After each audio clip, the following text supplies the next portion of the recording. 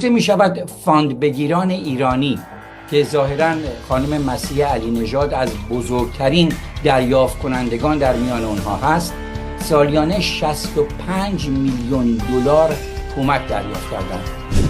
تا به حال جناب فرهودی تمام ایرانی هایی که از دولت آمریکا پول دریافت کردن تقریبا میشه گفت همشون اصلاح طلب بودن. شما فاند بگیران با این پول برای سازماندهی مردم داخل و ارتقاء دموکراسی در ایران آخوندزاده چه کردید؟ طرفداران پادشاهی، طرفداران ملیگرایی ایرانی و نیروهای مستقل و لیبرال دموکرات‌های ایرانی پولی از آمریکا دریافت نکردند. ترامپ هم لابی مجاهدی رو اخراج کرد و هم فاند چپول‌ها رو قطع کرد. فقط مونده تحریم کردن آخوندا. با فاند سال گذشته فقط میشه به کل ایران اینترنت ماهواره‌ای داد.